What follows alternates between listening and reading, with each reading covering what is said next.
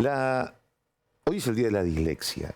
La dislexia, según la Organización Mundial de la Salud, es algo que afecta a aproximadamente 700 millones de personas en todo el mundo. Es un trastorno. Es un número muy importante, ¿lo sabían ustedes? Bueno, así de importante es la incidencia de la dislexia. Ahora, ¿qué es? ¿Qué podemos saber y conocer de esto? Luciana Salcedo, hola, buenas noches. Buenas noches, Juan Pablo. Exactamente, hoy se conmemora el Día de la Dislexia y para desasnar un poco y conocer acerca de este trastorno del aprendizaje estamos junto a Mariana Piccoli. Ella es psicopedagoga y bueno, ¿qué es lo que tenemos que saber, Mariana, acerca justamente de la dislexia? ¿Cómo podemos darnos cuenta de que un niño, una niña tiene esta patología? Bien, la dislexia en concreto, primero hay que saber que es una dificultad específica del aprendizaje, ¿sí? Es de origen neurobiológico y específicamente tiene que ver con el reconocimiento preciso y fluido de las palabras, o sea, que podamos leer de una forma precisa y fluida, el poder asociar los sonidos con las letras, con las sílabas, con las palabras y poder leer de esa forma, ¿sí? Obviamente que como afecta a la lectura, termina afectando a la escritura y de así termina la comprensión lectora, ¿sí? Como que se hace todo una espiral en ese sentido.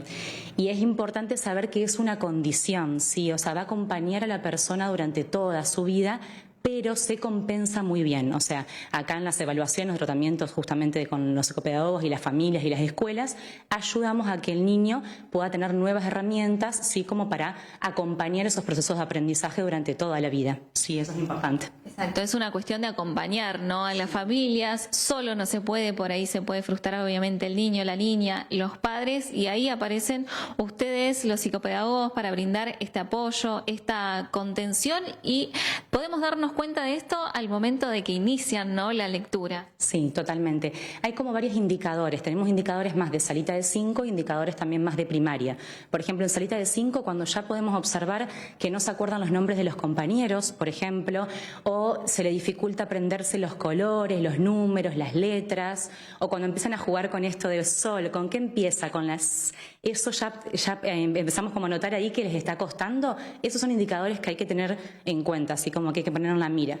Y ya en primer grado, cuando está la enseñanza explícita de la lectura en concreto, ahí es cuando ya podemos observar más, por ejemplo, que empiezan a adivinar palabras cuando leen cama en vez de camión porque adivinan, o invierten algunas letras, sustituyen, omiten, empiezan a aparecer como dificultades en esa fluidez o en el deletreo, por ejemplo, de las palabras. Entonces ya son indicadores que uno tiene que tener en cuenta como para poder acompañar.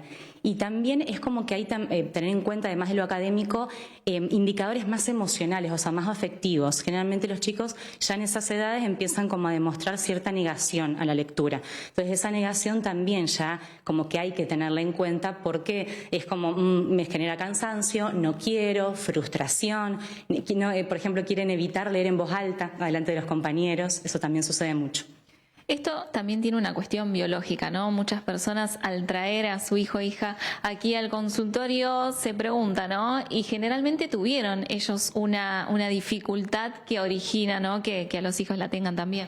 Sí, totalmente. A mí me pasa mucho en las entrevistas que cuando empiezo a indagar un poquito para ver si hay algo hereditario, les pregunto a ellos, a los papás, cómo fue su proceso de aprendizaje en salita de 5 primer grado, y ellos en el momento de la entrevista dicen, a mí también me costó, o hacen asociaciones con la universidad. Yo siempre le pedí a un compañero que me lea. Entonces ahí es cuando los propios padres se dan cuenta de, a mí también me costó, ahora entiendo por qué a mi hijo también le puede costar. Y ahí está como ese factor biológico y hereditario también. Como sociedad hemos evolucionado mucho, ¿no? Porque quizás esos niños que tenían ese trastorno de dislexia eran esos que quedaban a un costado, que no sabían, que les costaba, y hoy ya lo vemos de otra manera y se acompaña con el entorno. Totalmente. Ahora es como que tenemos más recursos y más herramientas con las evaluaciones y los tratamientos que podemos hacer nosotros los psicopedagogos. Ya ahí al toque empezamos como a mirar un montón de aspectos desde el área clínica que después se trasladan a las familias y también a las escuelas, por ejemplo, cuando sugerimos las adecuaciones que son necesarias para hacer un acompañamiento más integral. Por eso es súper importante la mirada preventiva ya en esos indicadores que yo mencioné anteriormente y ya empezar a estimular. Si yo ya observo que en salita de 5 hay cosas para trabajar, empiezo en salita de 5. Lo que no hacemos nosotros es hacer un diagnóstico Antes de primer grado necesitamos que haya una enseñanza explícita primero, por lo menos de 3 meses que se le enseñe el alfabeto y ahí empezamos como a ver todos los otros aspectos para poder acompañar. Eso también es súper importante. Comienza el tratamiento. ¿En cuánto tiempo se pueden empezar a ver los resultados? Y generalmente nosotros por lo menos tratamos de hacer, le planteamos a los padres 3 meses de estimulación primero. Sí, esos 3 meses de estimulación es como que después hacemos una reevaluación y vemos si hubo avances o no hubo avances. Lo que nos pasa mucho es que a veces estimulamos primero para ver si realmente es una dislexia o puede haber un retraso lector.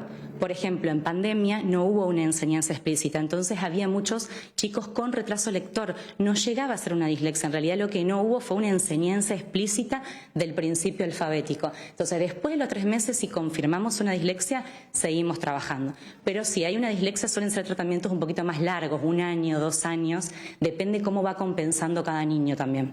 Vamos a desmitificar algo. No es que hay más niños que niñas que padezcan justamente, o que tengan, mejor dicho, dislexia, sino que simplemente por ahí se puede detectar con mayor rapidez. Claro, totalmente como decís, en realidad eso es un mito, no es que hay más niños y niñas, o sea, por lo menos en mi consulta han llegado a la misma cantidad de niños y niñas.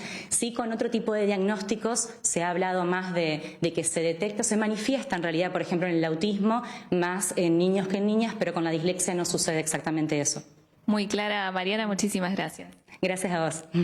Bueno, Juana, ahí teníamos entonces la palabra de Mariana Piccoli en este Día de la Dislexia, que justamente nos sirve para esto, para hablar, para conocer un poco más, para saber que es algo que va a acompañar a la persona que justamente tenga este trastorno durante toda su vida, pero puede tener una calidad de vida normal, puede ir a la universidad, puede estudiar, puede estar obviamente rodeado en sociedad y hacer lo que cualquier persona haría, porque no es un obstáculo, sino simplemente una patología que obviamente, como decíamos, lo va a acompañar toda su vida. Una vida normal, Luciana, sino que puede descollar. Por ejemplo, algo que mucha gente no sabe. ¿Quién tenía dislexia? Albert Einstein. Nada más ni nada menos. Henry Ford. Bueno, algunas cositas hicieron, ¿no? Digamos, o sea que está bueno esto de desmitificar lo que es la dislexia, qué es y qué no es la dislexia, no es algo incapacitante. Tiene diferentes grados, pero en general no es algo incapacitante, ni mucho menos. Hubo gente con dislexia que hizo cosas muy importantes. Gracias, Luciana, hasta mañana. Hasta mañana, Juan.